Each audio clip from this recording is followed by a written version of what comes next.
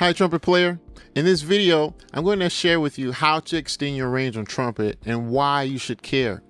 As far as I can tell, around the 1970s, thereabout, there were these freaks of nature that played trumpet that also made playing high notes on trumpet really popular.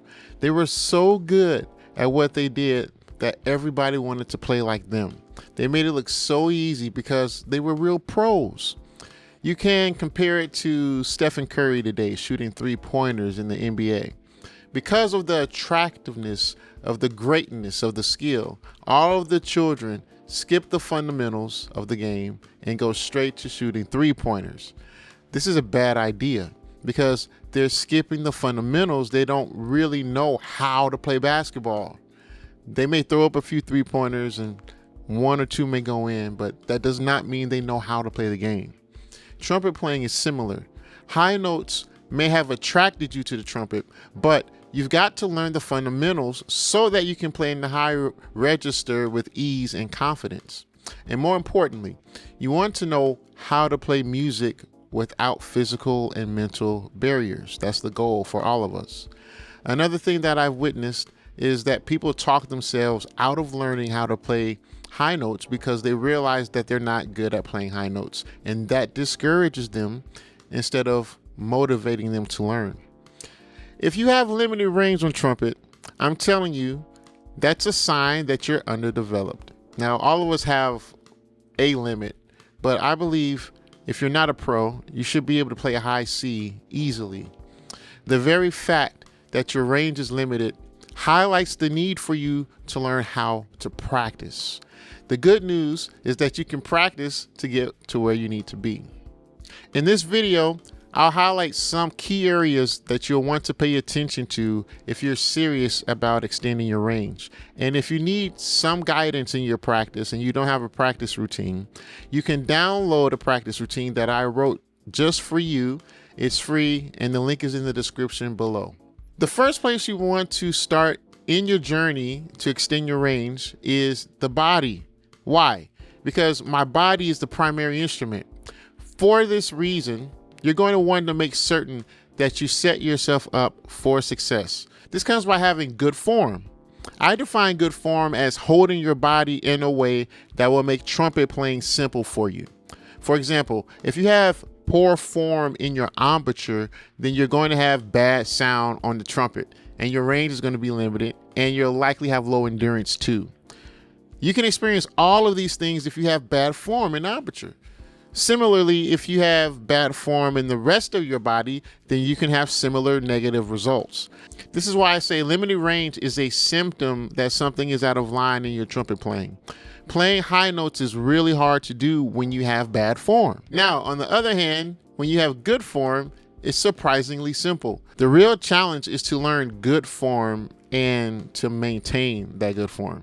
So what we look for in the embouchure is firm corners, flat chin, and lips that are in position to vibrate. That's the form.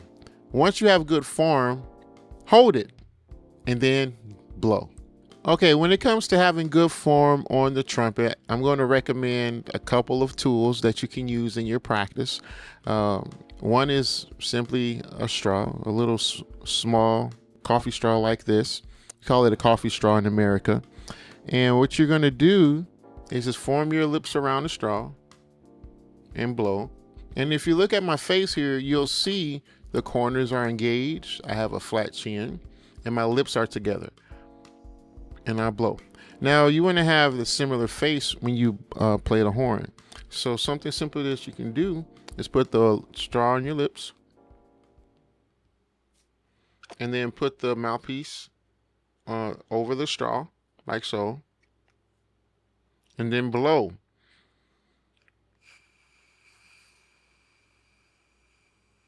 And then remove the straw.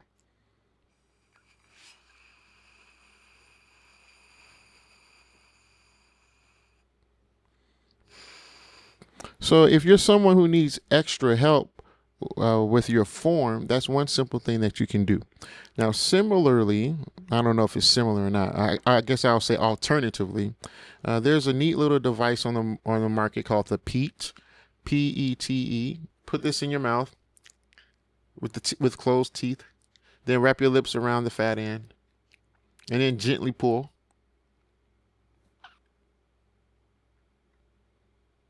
And then you can see the corners are firm there. You only do that for like 10 to 15 seconds. Then turn things over on the other side. Close teeth. And then just let your lips grip the device. All right, those are two tools that can help aid you in your development. Another part of your trumpet playing that you're going to want to address early is sound. Simply put, your sound should be stress-free in every register. The best place to address this is in the center of the staff by playing long tones. Now, as you play, listen to your sound to make sure that you sound good. The sound should be resonant, and you should feel good in your body as you play, free of tension in the shoulders, the chest, the throat, and everywhere else. If your trumpet sound is thin or dull or stuffy or pinched or anything other than clear and resonant, then you'll have a hard time playing trumpet from a pure physical standpoint. So practice your long tones with a few variations on dynamics throughout the course of a week. Now, here are a few of my favorite ways to practice long tones. The first is the soft, loud, soft series. This is supposed to be a crescendo and diminuendo. So this is a long tone where you're holding the note for at least 12 seconds. And at the middle of the hold, you're going to be at your loudest point. And at the beginning and the end of the note, you're going to be at your softest points. Now, when you're practicing the soft, loud, soft series, I recommend that you explore the extreme sides of your dynamics. So with that said, don't be afraid to really go past what you think is a beautiful sound on the loud side. Your sound can become raunchy and just really ugly. And the reason for that is by practicing this way, you're expanding your capacity to play loud. Okay.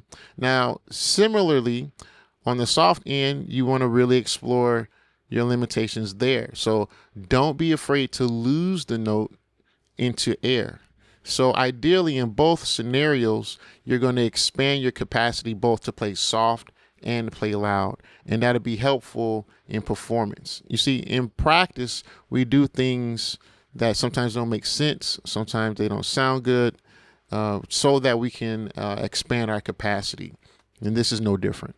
All right, another way to practice long tones is to start at a moderate dynamic and then simply diminish to as soft as you can play your note.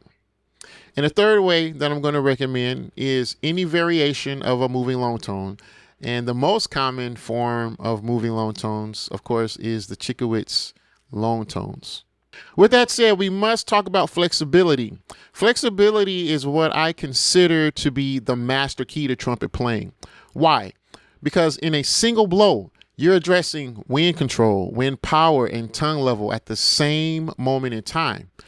Claude Gordon taught us 7 core parts of trumpet playing, and flexibility covers 3 of them in a single blow.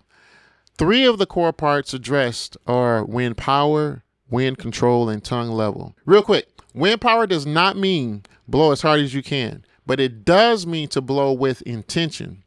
Contrary to popular belief, the trumpet does not need a lot of wind to make sound. Just take a look at the size of the hole in your mouthpiece. There's only so much wind that can go through the hole at once. When you blow more wind than the mouthpiece can receive, then that's known as overblowing. And overblowing leads to fatigue. It also leads to playing out of tune. Overblowing makes playing the horn harder than it needs to be. And playing the trumpet is already a challenge in its own right. So back to the core parts. Slurs address wind power, and you must learn to manage wind power. But slurs also address wind control and tongue level. The level of the tongue dictates the direction of the wind. That's one of the roles of the tongue in trumpet playing.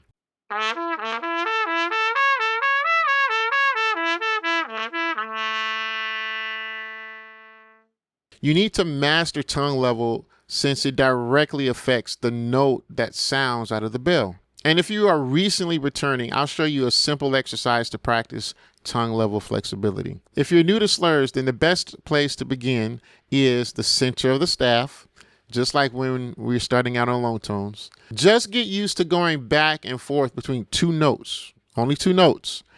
The best thing you can do in the beginning is to show up each day to do the work, and then add some speed over the days and weeks as you get familiar with the motion of the slur. Now, here's a crazy epiphany I had one day.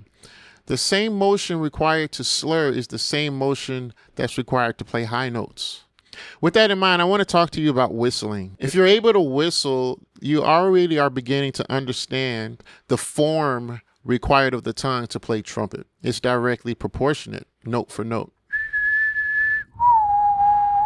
Position and the movement of the tongue required to go from here to here. It's the same movement that we use while playing the trumpet. Now, just to be clear, I'm talking about tongue position only. You don't want to pucker when you play the horn. All right, there are a lot of books that can help us practice flexibility on the trumpet. So many. I'm just going to recommend a few right now. There's the Schlossberg book, the Irons, the Violin, and the Collin Advanced Lip Flexibilities. These are some of my personal favorites. All right, now we need to talk about the tongue further. Remember that my body's a primary instrument. Therefore, when you whistle, your tongue is in the exact position required to play the trumpet well. Dare I say, efficiently. When it comes to tongue position, the note that you're whistling is directly proportionate to the note that you desire to play on trumpet. So while you're learning these tongue positions, a good way to practice away from the horn, if you're on the road or if you're grocery shopping or something like that, is to whistle. Simply becoming aware of your body with trumpet playing in mind can really help significantly. The tongue is used in flexibility for sure, but it's also used in articulation. And as we gear up to play higher notes on trumpet with greater ease, we ought not neglect the development of the tongue for articulation purposes. One benefit of this is that you'll gain an awareness of the various tongue levels while training your tongue not to get tired easily and quickly. Training your abilities for the entire trumpet is training for high notes. Training for high notes exclusively is training to fail. And that's the secret exposed. So regarding articulation, one book that really helped me that I'm happy to share with you is Claude Gordon's Daily Practice Routines. I found it extremely helpful to practice tonguing through partials versus tonguing repeated static notes. So if you've had a difficult time gaining speed and clarity by practicing repeated notes, I recommend Claude Gordon's Daily Practice Routines. And now we talk about the high register specifically. Many players don't play in the high register because they sound bad playing in the high register. At the same time, many players sound bad in the high register because they don't play in the high register. And this is the cycle. So the point of the story is to play in the high register each day. After training so many people over the years, it's my recommendation to spend a few minutes doing this each day. Now, for context, my upper register practice usually lasts roughly 20 minutes, and that's at a moderate pace. I'm resting roughly 15 seconds after each measure, and that really adds up. So even though my upper register practice lasts roughly 20 minutes, the trumpet is not on the face for the entire 20 minutes. Another thing to consider if taking this advice is that I'm not considered a lead player. So even though I have the ability to play in the high register, a lead player might have advised you differently if you desire to become a lead player, but you do have to start somewhere. Now, the book that I'm going to recommend is Claude Gordon's Systematic Approach. This really addresses the full range of the trumpet. Why should you care to extend your range on trumpet? Because as you extend your range, you become a well-rounded trumpet player. Click the video on the screen to continue your learning, and I'll meet you there.